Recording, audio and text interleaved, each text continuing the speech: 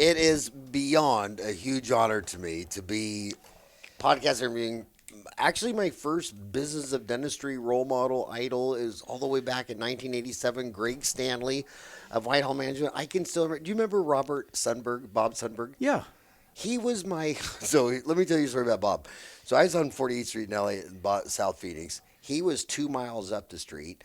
If I tried to pull a tooth and I couldn't get it out, I had an oral surgeon up the street. But if it was after 5, only me and Bob Sudberg were staying up until 7. So about every month or two, I had to, put a patient in a car and drive him to Bob's office, and he'd pull it out in like 1 second and show me what I was doing wrong. And he leaned on every time I ever talked to him. He said, "Have you seen Greg Stanley yet? Have you seen Greg Stanley yet?" And he had his forms where it was broken up into 5 areas. It was first make payments. Stop taking on new debt. Right. Yeah, first was Get caught up. credit card debt. Second was more longer term debt. 3 was, I think, real long term debt. 4 was savings, and he had the formula where if he bought tax-free bonds, risk-free tax-free bonds that yield 5%, he kept telling me, every time you give $1 to the government for eternity, they'll give you a nickel a month. So if you stop adding debt, get debt-free, find out how many nickels you need a month to live off of, and then you need $1 for each one of those nickels, and you're retired.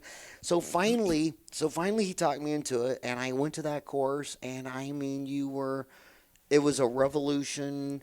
You were the funniest guy. I mean, it was just. Thank you so much for that, and it was just awesome. And now you started doing this in 1980. 1980, yeah.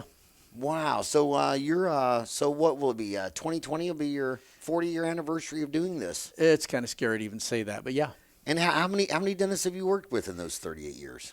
At one time we calculated that we had talked to personally 19% of the industry. So 1 in 5 dentists. So let me read your bio in case there's somebody in Kathmandu that's never heard of you.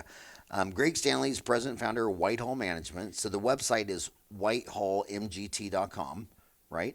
Mm-hmm. And that was named after the Whitehall of London. Yeah, right. London.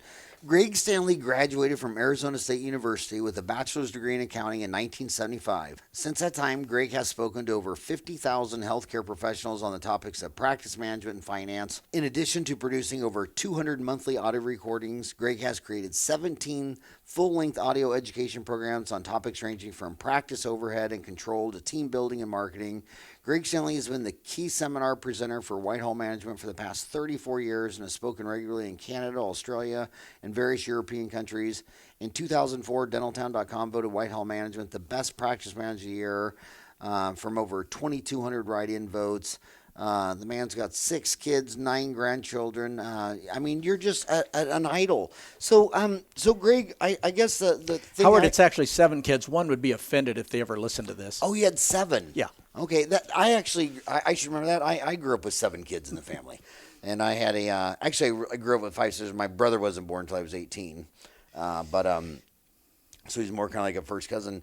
But so Greg, tell me this, and so. From you started in 1980 to 2016. That's 36 years. So many of the young kids say that when guys like me got out of school, it was the golden years, and now it's not golden anymore. Do you think dentistry's best days were back in the 80s? Were those the golden years of dentistry? Well, when I started, it was actually a bad time. When I started. You started. You came in later. It was a bad time. In 1980, it was bad. Yeah, we would get calls from doctors.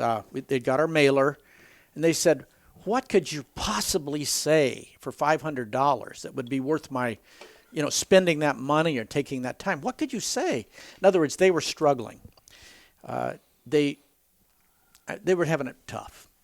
Then we did come into some really good times. The insurance became a big deal. We've gone through different eras. To me, if you want to see a change in dentistry, 2008, it wiped some people out, especially high-end guys. Oh yeah, in this within 5 miles of this office. Yeah. How many dentists do you think in the Phoenix Metro Oh, you lost in I 2008? would. I know it doesn't sound like many, but I bet 100 of them became associates. High-end dentists became associates somewhere, and glad to have the work.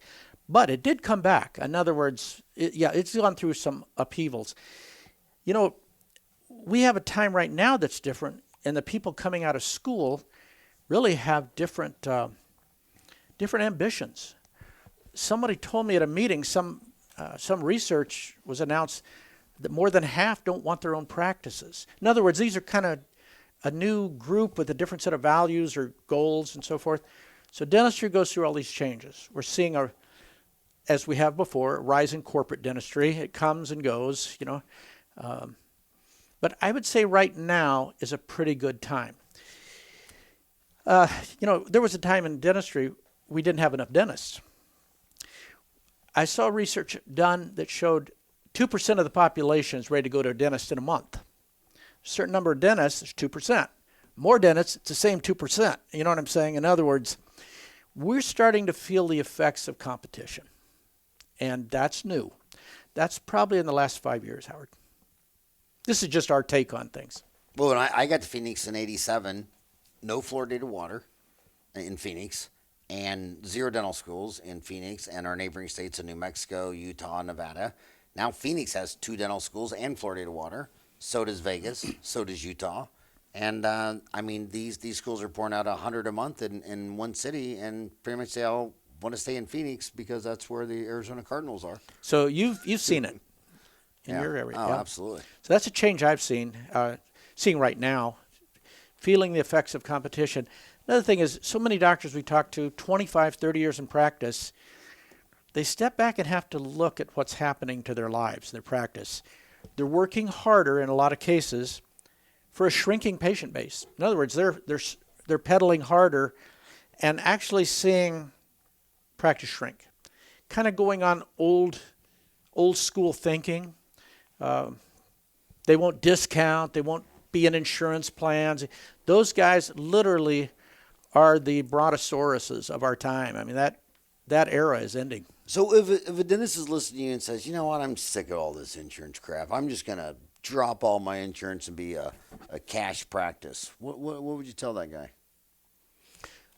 Well, if his thinking is, I'm sick of discounts, I'd probably tell him to start looking for a job. I'd talk to him about membership, having a membership program in his practice. About 40% of our patients in our offices are membership-based. They don't have the insurance, but they have membership. But it's still a discount, you know. So you see, 2008, for example, 2008 was so bad. A third of the world's wealth disappeared in 30 days as the real estate bubble collapsed. For just the United States or the planet? No, the planet. The planet lost a third of its wealth. A third of its wealth disappeared in 30 days. And you know, we're still that's not as bad as a divorce. That's half an hour. No, that's like 2 divorces. Right? No, so that changed things. To give you an example, major department stores had incredible struggle, but outlets were growing like crazy. In other words, people became discount oriented. I had heard complaints my whole life about patients coming in saying, all I want is what my insurance will pay for. Well, after 2008, it seemed like 90% of the people had that mentality. It was very difficult. So those are some changes going on. And give you an idea, too, of some old school thinking. I had an orthodontist that for the last 5 years, his practice had shrunk 10% every year. And with tears in his eyes, he told me, I'm really good. I'm worth it. But his practice kept going. You know what I mean? In other words, kind of based that old thinking of if you do this incredible quality, you win the marketplace. Today, you have to deliver value, which is quality and an attractive price. It's both. It's the day of value. You know, if we see a real estate bubble take off where overnight everybody sees their house go up a couple $100,000 and it keeps going up, you'll see people spend, you could say foolishly, or they're just not as bargain oriented. But right now, the bargain is king. And you know, it's a funny thing, Howard, because when I met you, you were way ahead on this. Man, you have a big case.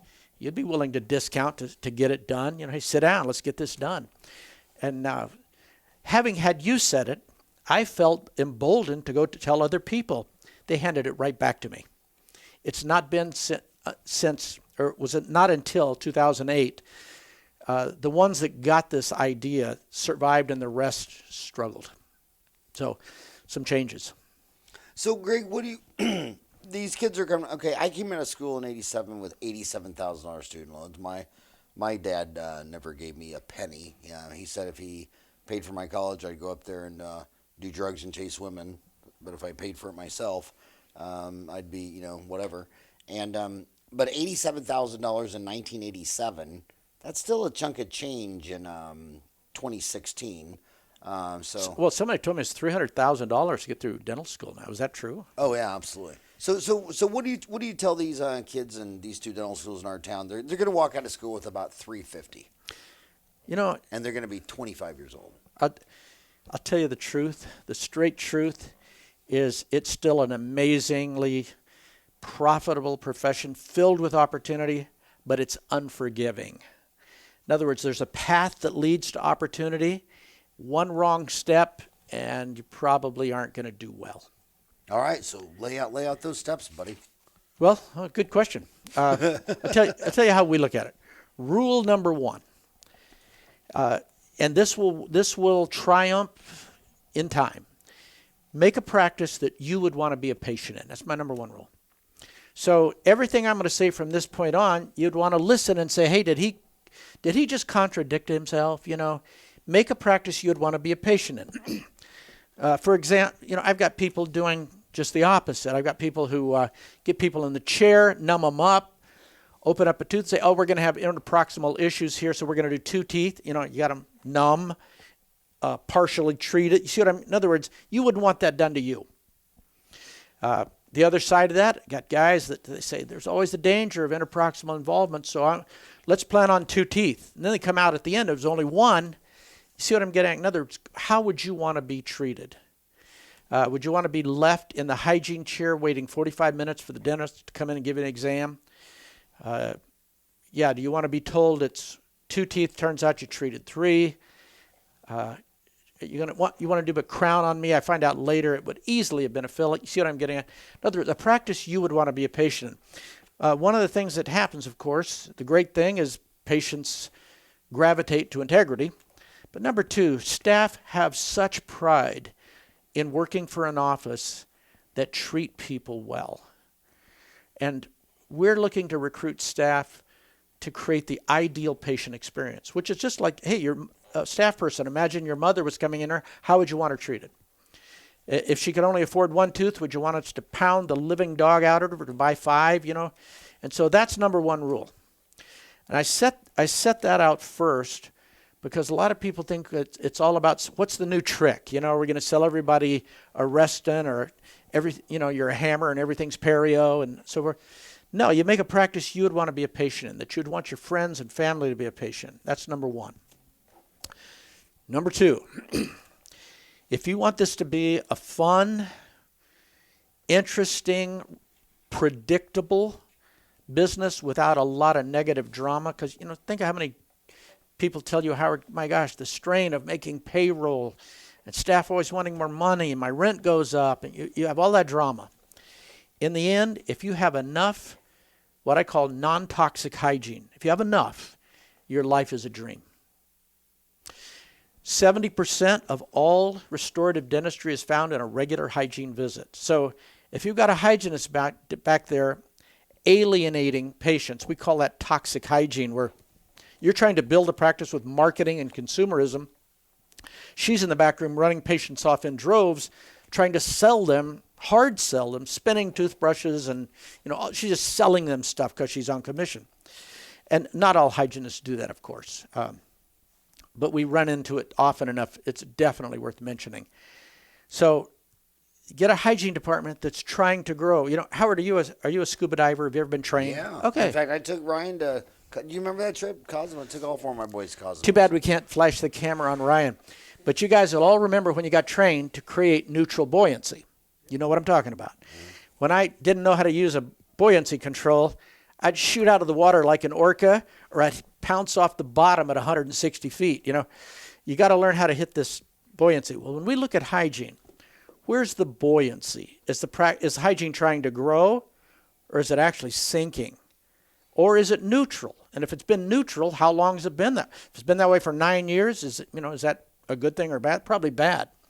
So if we see hygiene trying to grow, our job in the coaching business of filling the practice with restorative dentistry, it's a dream job. There's tons of hygiene. All we got to do is harvest it. If hygiene is being abused, it's tough. You just commented on my Donald Trump doll. Yeah, Ryan, can you hand that down? Yeah. Well, actually, yeah, go ahead. It's a good story. It's a good story. Yeah. Let's get it down. I think that's funny. I just saw that on there, Donald Trump. Yeah, he's a political figure now, but he was just a television, what do you call it, reality TV guy. A hygienist sent this to me. And if you touch a certain place, it says you're fired. Well, we had a hygienist that was getting so many complaints from patients about how they were being treated and handled, so forth. We had to let her go. And boy, we don't take that lightly, removing a hygienist from practice. We usually have the bomb squad come do it. So we had to let her go, and she sent me this doll, just her way of saying, hey, don't forget what you've done to me, So that was a case where the doctor was spending all this money on marketing. He's probably spending 7% of his gross. And he's just constantly schooling his staff on how to inspire referrals. Yet in the back room, patients were being traumatized. You see what I'm getting at? Man, and the reason this is so tough, this is the last place doctors want to go. Because they get confused in their thinking. This hygienist is actually making money for the practice. Nobody in here but me is making money, but her. She has a relationship with the patients. I don't want to traumatize her. She quits. Maybe patients will follow her, which we've proven, by the way, they don't, by the way, just off the record. So it's not a place a doctor likes to go. In fact, when we are working with somebody, it's not the first thing we do. We put it down the list to clean up hygiene so that it's a great experience for patients. We got to get everybody else on board. Then we'll take a hard look at hygiene. I mean, is it positive buoyancy? Is it negative? You got to ask yourself, how long has it been since you added a day of hygiene? Howard, you spent your career working with dentists, 28 years in practice with 3 days of hygiene. And if you ask them why that hadn't grown, so often they'll say, I hadn't even thought about it. And there comes, when the hygiene is positive, where it's trying to expand, a lot of guys say, well, should I build on 3 more ops, or should I can't do that here, so I'll need a new building, and they're looking at $1.8 million to add 3 more operatories or whatever. Our rule is you want enough hygiene to keep the restorative section full. After that, there's no, that's all you can do. But hygiene is secret number 2. Make hygiene great, and doctors who can't sell, I always thought of you as being really good on-the-spot negotiator with patients. Very quick to show them what they need and give them what they want. A lot of guys got into dentistry because they hate to sell. They don't want to sell anything. And they find in dentistry, they don't sell something, they can't make payroll. Trust me, if you don't want to get in the sales business, fill up hygiene. And everything takes care of itself. In the military, they talk about strategy. Strategic bombing, divide a force and conquer. Well, in dentistry, the strategy is fill up hygiene and all the boats float. That's our experience. So that's rule number 2. So now you're thinking there's a third rule? Yeah, is there a third rule? It would probably be to fill up hygiene.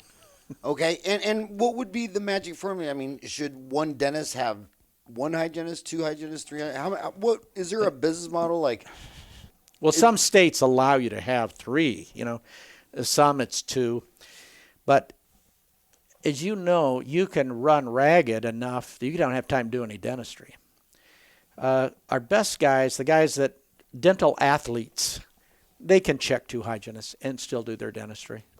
You know, they're fast. They cut a crown prep in under 10 minutes, and they're not ashamed of that. They do good work. They can check 2 hygienists. So that's usually where we draw the line. And you can cut your hygiene checks in half if you realize that you only need, after you've done a new patient exam done to work, you only need to examine them once a year anyway. Depends on the state. Oh, does it? Oh, there are states that if they come in for 3-month recall, you got to see them every time. But I've always thought all laws were just suggestions. I never followed. I'm serious. I've never followed any of them to the letter of the law. Well, to tell you how crazy, there's states where if there is a dentist or a periodontist within 100 yards, the dentist doesn't have to be in the office to check the hygiene. He can be home fishing, and you can still do hygiene. But he has to be 100 yards away? No, another dentist has to be within a certain space. So if you were in a medical dental building and there's a guy practicing next door and he didn't know it, but he was within 100 yards? Yeah, or 100 yards away, yeah. Really? Yeah. Huh. Arizona's talking about just past expanded function. Really? Yeah, but the next step is to get somebody at a dental school to actually teach them to certify them. But we've passed that. That was almost why I didn't come back to Phoenix and stayed home in Wichita, Kansas, because Kansas had expanded function duty. Well, I think you don't even have to be a hygienist to clean children's teeth in Kansas, do you? Or do you remember? Yeah, I think they could do super gingival. Yeah.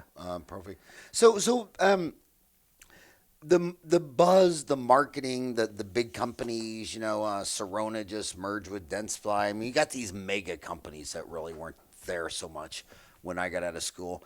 And all the kids walking out of school are $350,000 in debt, and they believe that if they want to be a rock star, they're going to have to buy a $150,000 CEREC machine, a $100,000 3D X-ray machine, a $75,000 laser machine. What do you say to that? I mean, when you look at 30-some years of really successful dentists, are they the ones with all the shiny toys? Are they placing implants? Are they clinical gods, or are they just restorative dentists? There's actually a lot of schools of thought winning.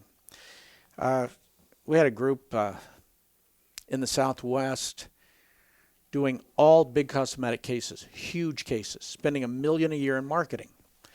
And they'd have a month with no paycheck. And then but at the end of the year, they were doing pretty darn good. That's an approach. I have a guy in South Carolina who does nothing but pull teeth, and he makes more than the top paid cosmetic guys in the country. He's got 6 chairs. He's got his technique down, and you can laugh at that, say, I'd never want to do that, but if you were living and practicing where he is, that's dentistry, man. Everybody wants an extraction, and he'll talk to him about a restoration, but in the end, he'll give him an extraction, and he's making more per hour, and he's doing it in a place so economically depressed, you wouldn't think it's humanly possible. He's giving people what they ask for. So there's a lot of models for success. Strange thing is, talked about implant placement, because we're talking to people all day about that. The thing that surprised me, you remember when they failed? Half of them failed, back in the old days. And then that was, then they weren't failing. But let's face it, even though you got sold on going to the meetings and learning to do it, people weren't beating your door down to come get them. Now we're kind of seeing that. In other words, the bridge is just about done. We're on the real wave of acceptance of implants, and so many guys, they got a buddy. They grew up together, went through school together. He became a periodontist or an oral surgeon, and he's placing them, and the dentist is restoring them. And the dentist not getting the best end of that. Yeah, he should go learn, or she should go learn to actually place them. And what about same-day crowns with CAD-CAM? That's a $150,000 machine, a CEREC. Same-day crown. Oh, you mean grinding it? Yeah, milling it. Excuse me. I don't want to alienate any of your listeners or the supply companies that buy space in your magazine, but we've kind of found that they have their place. Up to 100 to maybe 125 new patients a month, which is far more than most dentists are going to do. It's fine. But when we get practices at 700 new patients a month, they'll 700? Yeah, they'll buy 3 or 4 milling machines and still struggle to keep up, you know. So we're listening. And by the way, I'm sure you could talk for hours on how the technology's improved. But just kind of telling you from the heart, it's got its place. In mega practices, we haven't seen it working yet, but in your normal practice, it's fine. So in a mega practice, you're not seeing it work, but not yet. And I'm sure that something will come along, you know, so that, well, you know, the digital impressions sent to a lab somewhere, and they've got 50 milling machines. I don't know. Yeah. So it's got its place. We're big supporters, but the truth is, after a certain volume, it becomes a challenge, special challenge. And what would you say to someone who says he thinks their problem is they don't get enough new patients? That's a good problem. I mean, that's a good question. It's a bad problem. Yeah, when it comes to new patients, if you're not getting enough new patients, you've really got to stop and look at things. Remember the Star Wars movie where the Jedi tells this kid to go home and rethink his life? When you don't have enough new patients, genuinely that's the problem, you have a couple of problems. Because if people aren't impressed enough with what you're doing, you know, and I know your dentistry might be so good it brings tears to the eyes of Bill Dickerson, maybe, okay? You got great dentistry, but yet your prices may not be in line with your neighborhood or something. Anyway, your offering is not meeting the market. So people aren't referring. At the same time, we find that a practice where people won't refer, statistically, they won't stay either. You see what I'm getting at? So you got 2 problems. That means we can't fix that problem by buying you some marketing patients. Because if we send, and marketing patients are less committed than referral patients. They're less likely to buy or refer. So if we go out and buy you 10 marketing patients, you just spent $2,000 to $3,000, $200 to $300 a call, to put them in a practice where they're not going to be happy. They're probably not going to, because they're marketing people, only half of them are going to buy dentistry. And the other half are going to buy less than you're used to selling. And they're not going to refer because your service isn't inspiring. So I would say it's a do-over. You got to rethink your life and look at, you know, I heard the term first used in dentistry. Consumerism was from you. And you were talking about it, and it probably didn't light people up, but you were hot on it, and you were ahead of your time. We've got, you know, it's funny because sometimes dentists don't know whether they're part of the medical profession or something else. In medicine, you can abuse people, you can slap them, you can make them take 10 tests that probably threaten their very lives, and they'll come back. They got to do it. And their insurance pays for it. You know, they don't have to deliver consumerism, and they don't. Dentistry, we've got to constantly think of new ways to make this comfortable, affordable, you know, last longer, the whole, you are ahead of your time. And I would officially on video like to acknowledge that though we beat that drum pretty hard, you started it. Thanks, buddy. You were talking about extreme referrals. I thought that was very interesting. Tell them what. Good question. Yeah. See, a lot of people think that the secret is to get referrals, get people to refer. Actually, that doesn't do you much good. Somebody sees one of your patients, says, "Hey, you just went to the dentist. How was it?" "It was pretty good. It was pretty good." You know, in other words, you want people to stop and say, "If you got a minute, I'll tell you about." And they grab that person by the lapels and say, "You got to go to my dentist. It was incredible. They told me I needed 3 crowns. Turned out it was only 1. They were affordable. They gave me drugs. It was like college. I wanted to stay the night. These beautiful assistants were fluttering around and fussing over me. You got to go to my guy." And you say, "Are you happy with the dentist?" "Yeah." "Dump him. You got to go to my guy." Remember I said at the beginning, there's 2% of people going to go to a dentist. You want him to go to you. Yeah, I always wonder if anybody ever stops to figure out, if I'm going to flood my practice with patients, the truth is I'm draining 3 other practices. And I'm okay with it because in the end, we're giving people what they really want, a great dental experience.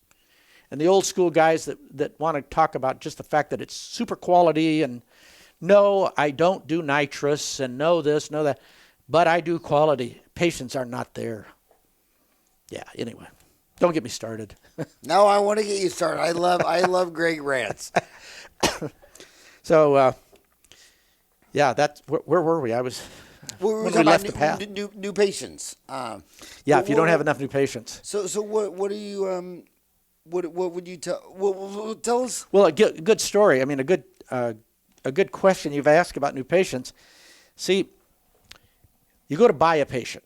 You can't buy one. All you can buy is a phone call. Today, that's $200 to $300.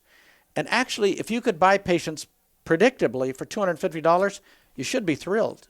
Typical dentist is making $1,500 to $3,000 per case, on the flow through the office. All you get's a phone call if you win. So you got to look at how the phone's being answered. And I don't just mean that they let it ring too many times. I mean they got to know how to answer the questions that perplex people. Do you take my insurance? How much is a cleaning? And all these. Man, you got to have your stuff wired super tight. For example, man, we're into free exam and x-ray. Because if somebody calls and says, do you take my insurance? You say, well, no, but because we do a free exam and x-ray, you're going to come out way ahead with your treatment over in other words, you got to have all this wired tight. Or what you're doing is marketing, flooding your office with phone calls, and 1 out of 10 of them becomes a patient. Statistically right now, in offices when we start with them, first thing we plug in the marketing, and I can tell you today it's online, period. The days that, the old, all the other methods are dying out really fast. You plug that in, the phone starts ringing. Statistically, half the callers don't schedule. No, you don't even get a schedule. So if you paid $250 for that phone call, it actually costs you $500 to get somebody to walk through the door. So, and that really ups the risk. And when they walk through the door, unless you're really skilled, 50% of those don't buy anything. So if you're going to look at your buy rate, I mean, it's up like $750 to $1,000 to get somebody to buy some dentistry. That's why, man, the idea of consumerism, keeping people with you, and you used a minute ago, hyper referrals. You want people out across the back fence saying, I don't care who your dentist is. I don't care if he's the governor. You got to come to this guy because everything there is just the best. I've been to 5 dentists, and I'm treated like family, like royalty. They'll come up with the term. And now you're getting somewhere because, number one, you get people to refer.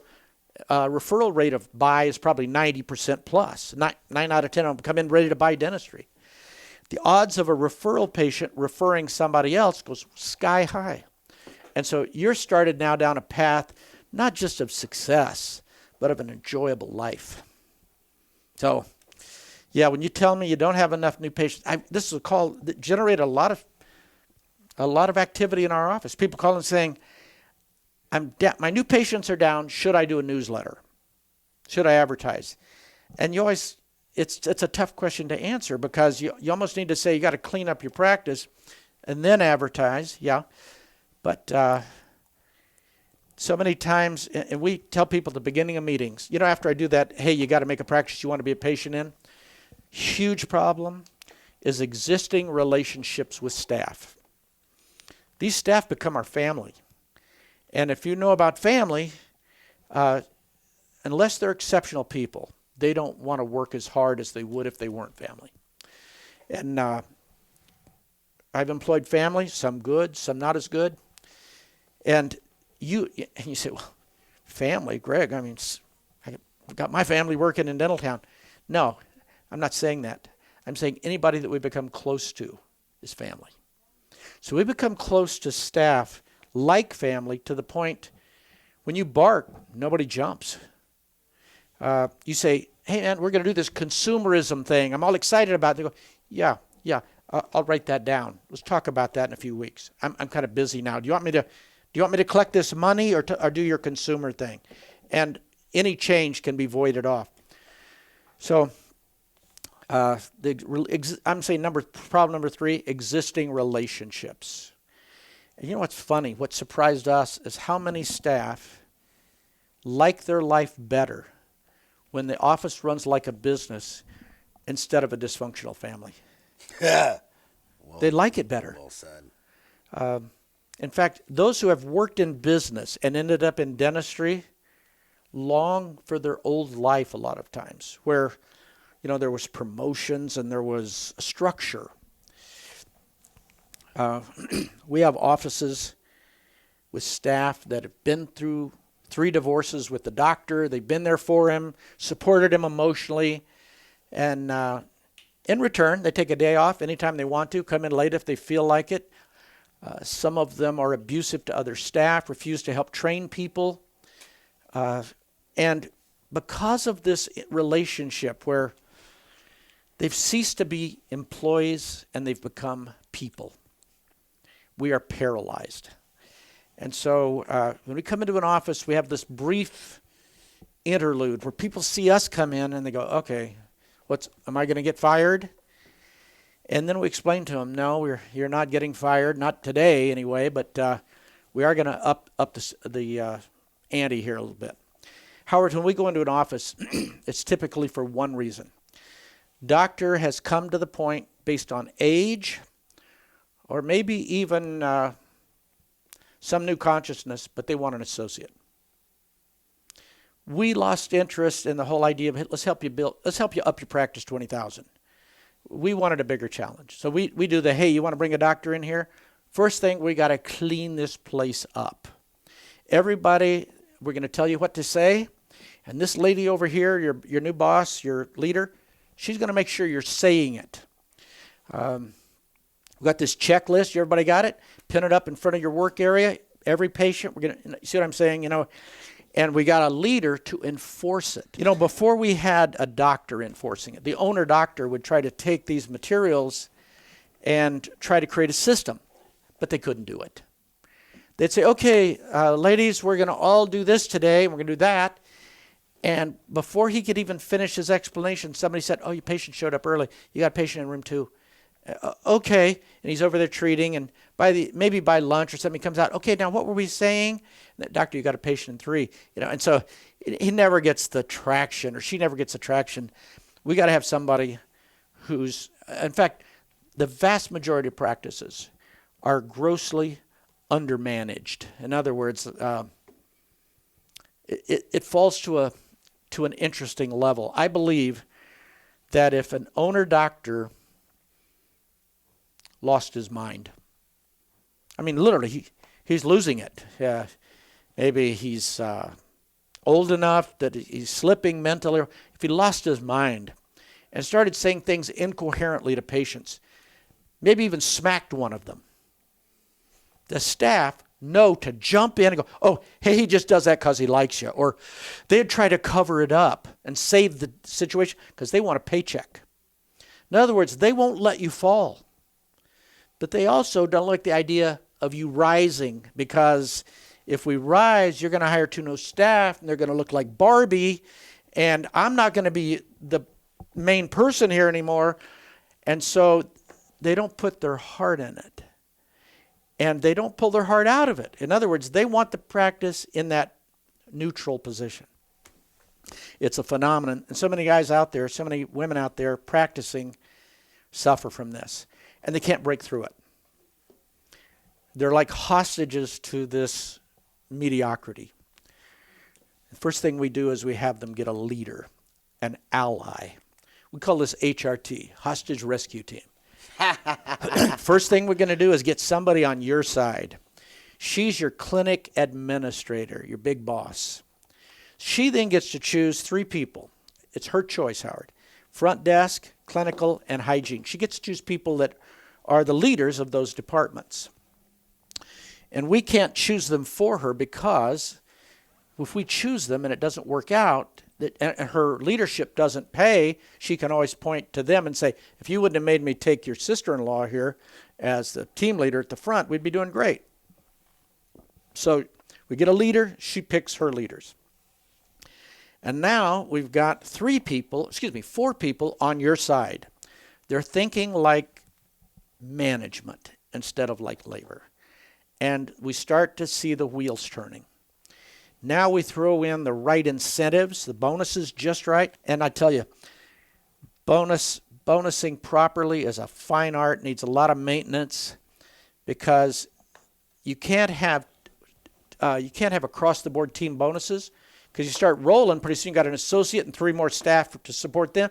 All of a sudden we got 25 people, then we got 35 people, and there's no net. You don't get a paycheck. You're just paying bonus. The bonuses have to be tied to what someone does, not the team.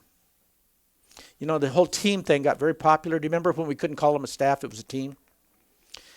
And it was almost like if we called them a team, maybe we didn't even have to pay them as much. You're team members, you know.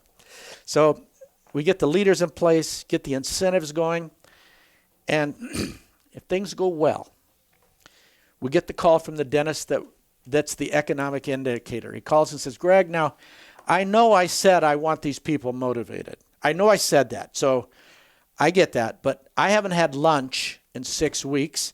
They don't let me out of here till 7:45 at night. How do I back these people off? And I said, that's your problem, buddy. You wanted to get them moving, you got them moving. So Greg, tell me if you have seen this or not.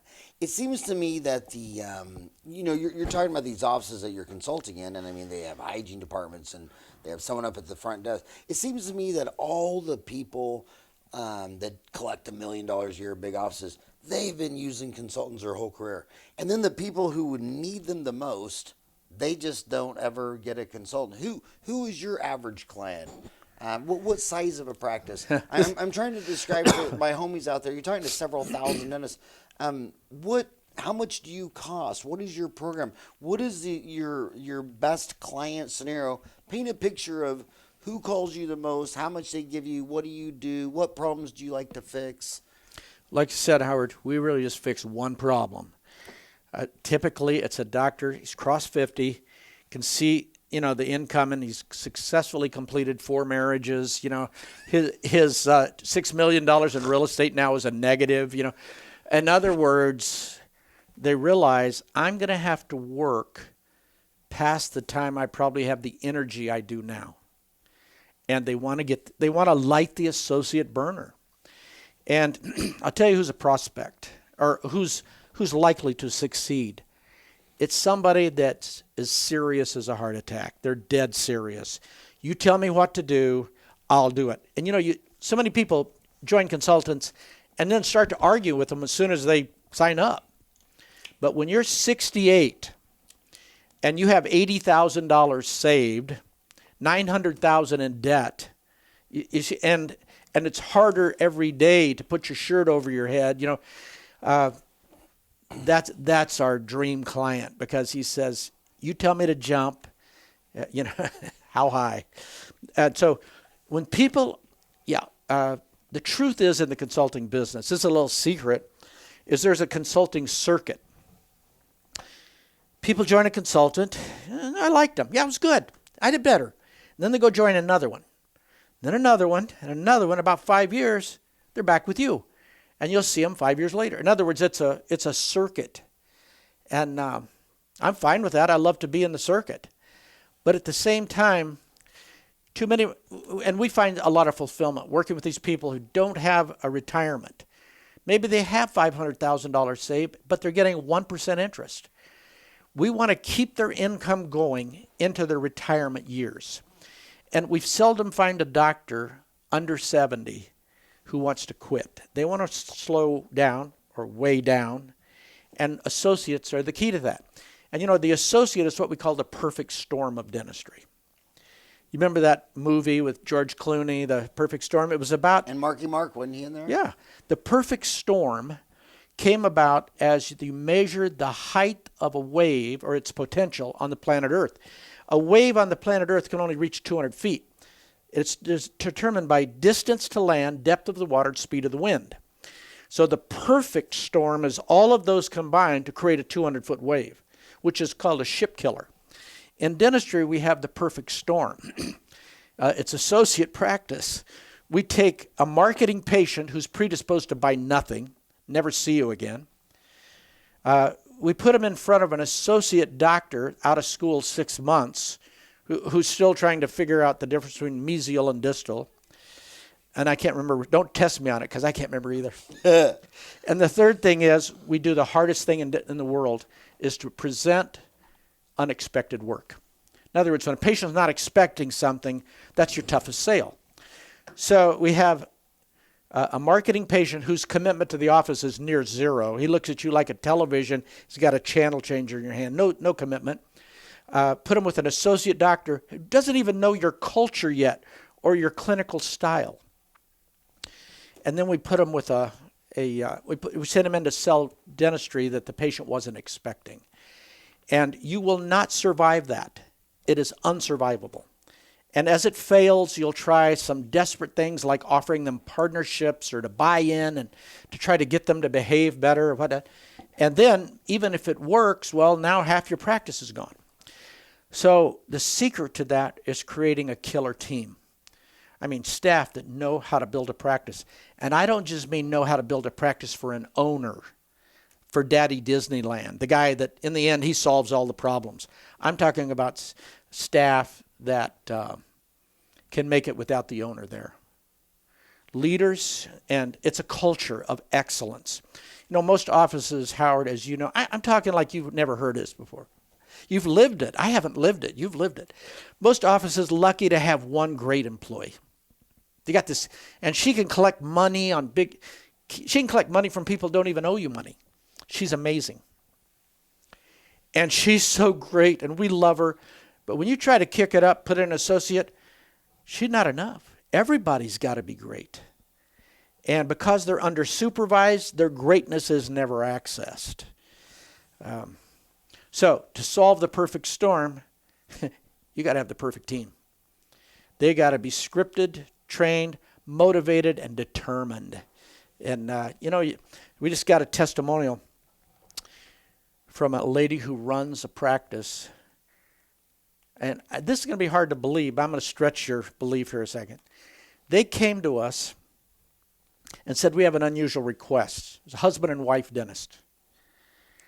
One had become injured, and the other was mentally so burned out they didn't want to go to the office anymore. And they said, we want to be out of practice in 3 months.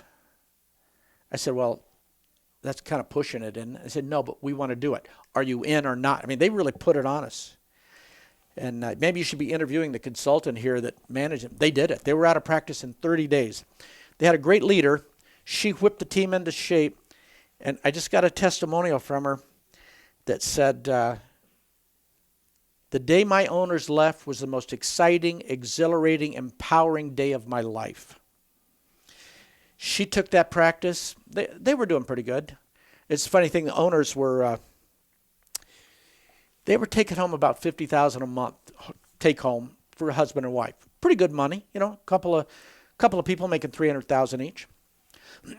So they're making $50,000 a month. And so they walk out of there. This lady takes over, she ramps it up, and their income fell to $35,000 take home because you got to pay these associates, And the owners weren't happy. They were unhappy with us. Hey man, we were making $50,000. Now we're making $35,000, and we had to remind them, hey, but you don't come to work at all. And they kind of got. But now, the practice just crossed $500,000 a month. I mean, it's like a house on fire. It's funny, the doctors are so burned out, not only do they not come to the office, if they meet with the staff, they got to come to their house. So if you ask me, could everybody do that? If they had the commitment, I believe they could. Howard, you used to talk about it. You were the first person talking about it, and I don't think, because I got out there among the masses, and I don't think people got it. When you said it, this should be run like a dentist, like a business. Remember you used to talk about McDonald's and the systems and so forth? They should have listened, because now we have an industry, if I could use the term, an aging industry, led by aging consultants. And it's time to get serious and turn this into a business. instead of a dysfunctional family. And you started off this podcast saying that the mindset of these younger dentists that we're in a new era, you said half of them don't want to own a business. Right. They don't want to own a practice. Yeah. So the that's what's fueling the big box. A lot of it is, yeah. Heartlands and Aspens and Pacifics. I mean, I'll tell you something though. Those people that don't want to own a practice, I'm not criticizing them. I hope I didn't come across that way. There's a lot of offices we work with that hire associates. We have associates taking home $60,000 and $70,000 a month. I mean, they could do a lot worse.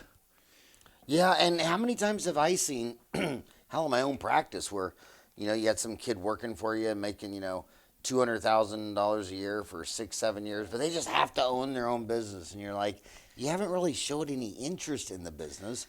And then they go out and start their own deal. Their headaches quadruple, and they never make the money ever again that they were making in your office. I would be with you on that, except I've seen people who tell me that since they became owners after being associates, they're making half what they were making, but they wouldn't go back. So, people are different that way. I'd never see you as an associate ever. You're an entrepreneur, and they gave you a dental license somehow. Somebody wasn't looking, and you got a dental license. Yeah. What's your thoughts on it seems like, everybody's saying, oh, you should get a partner, is usually selling a partnership. They're doing the legal work, the consulting work. What you've seen partnerships. Is it, what do you think of partnerships? Is it like getting married where half of them fail, or I that think a good it's, benchmark? Well, it hasn't come yet to the Supreme Court, but maybe pretty soon we'll be able to marry 2 people. So we can have 3 people in a marriage. It's coming. Everything's coming like that. And, people laugh at that, but that's what you're getting into, because you have a marriage at home where you have somebody not letting you do what you want to do once you get home. And then you go to work and you have a partner not letting you do what you want to do at work. You see what I'm getting at? It's like having it's a 3-way marriage. How often do we see partnerships successful? They make it. They pay bills, make a living, educate kids. But a lot of them feel very unfulfilled and like, there's so many things they want to do. They'd want to get rid of this person, or they want to buy this equipment or whatever. I'd think long and hard about it. When we talk about associates and we talk about it like a good thing, Howard, we are not talking about potential partners. Right. We're talking about making a dream environment for associates. Imagine if the Catholic Church had 2 popes and they were always arguing. Imagine if the military had two commanders, and it just seems like, well, I've heard this from one of the big box. I don't know if I should say their name because maybe Rick Workman at Heartland Dental will not like me saying this, but he told me one time at dinner that when he has an office and it's like 1 doctor and 2 assistants, 2 hygienists, 2 front, and everything, he says the management required to manage that is just almost zilch. But when they sit there and go to 2 doctors, now the staff are confused because there's 2 dentists and they might be seeing different things and they might believe different things about clinical dentistry. And he says when you go from 1 doctor to 2 doctor, the drama goes up 3-4-fold. And I just think that employees just work better when this is the 400-pound gorilla. These are the 2 200-pound gorillas. These are the 100-pound gorilla. You know what I mean? And there's just a hierarchy. I mean, it's just it has. When there's 2 dentists, it has to become a business. You can have 2 owners of a McDonald's because they've all been to burger school and everybody knows what they're doing. So it can be done. You bet it can. We like to see them on the same page, but I always want to know what you're getting out of it. Like if you're splitting the practice in half financially, how are you better off? So this is Dentistry Uncensored. How much do your services cost? Howard, it's $36,000 to work with Whitehall for a year. There's a discount if they pay up front. We have schools for the staff where they come and we literally try to create a culture, how patients are treated. So do you know what I mean by culture? Where everybody's doing things the same way. And when somebody comes from another dental office, a staff person is hired from another, they're migrating their culture, and they come in here and go, oh, gosh, I come from where we just sell big cases and we have 5 patients a month, I don't like, this is crazy. You guys are doing it wrong. In other words, we want to be so strong that our culture survives the addition of outsiders. So we have cultural enforcers. They're like mob bosses. That's your leaders. But we work to create a culture. We have a school they come to. They come right here to this office. And we tell them, the first thing we tell them is the reason we're here, the reason you're here, is to deliver your doctor's vision.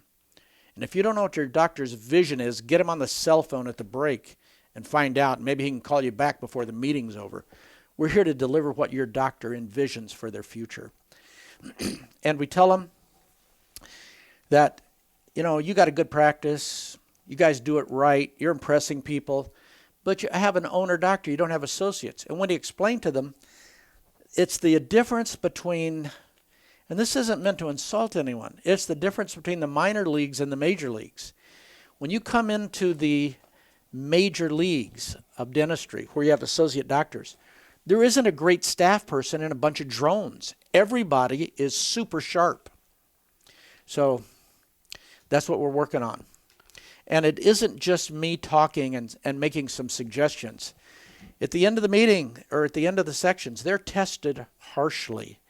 Their doctors emailed their score and how they ranked with the other people in the meeting. So it's pretty intense. And we tell them, it's kind of like in boot camp, in the military.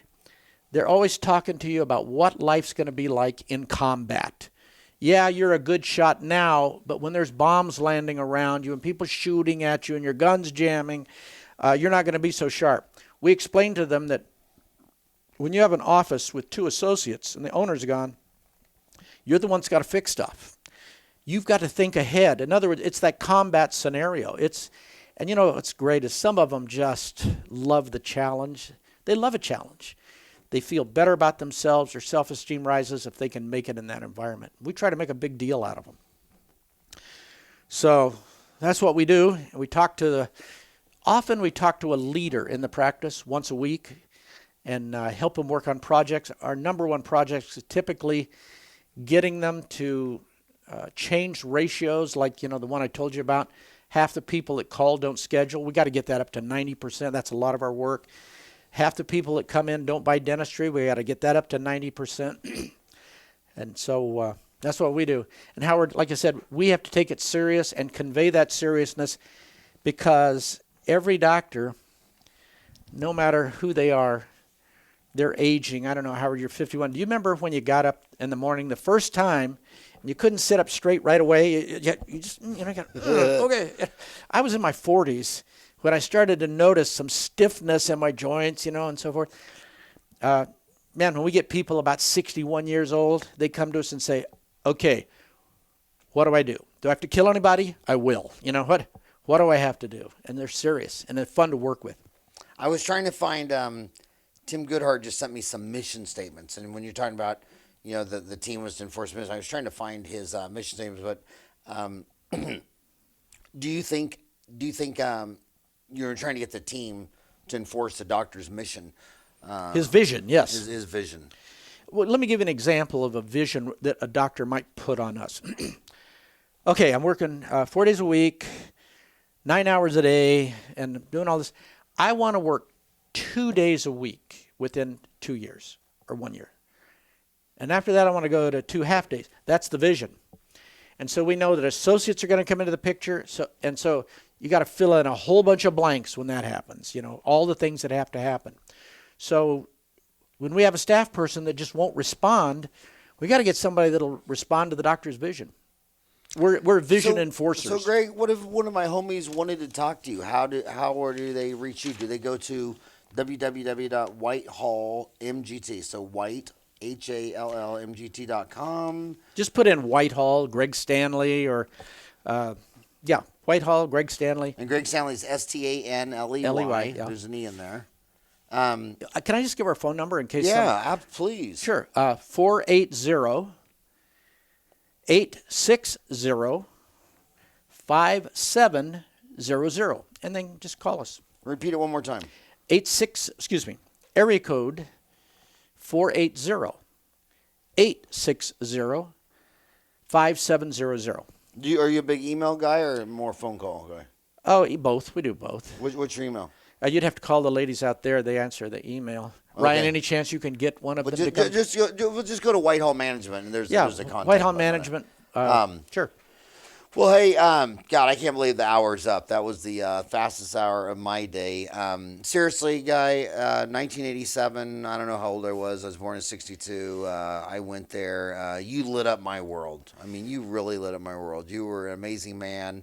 And I cannot tell you, if you're wondering about this guy, I cannot tell you how many of my close homie friends for 28 years have been your clients, and you're a legend and you're a rock star. You know, Howard, one time you and I exchanged mailing lists, and they were almost all the same people. I don't remember. I remember that.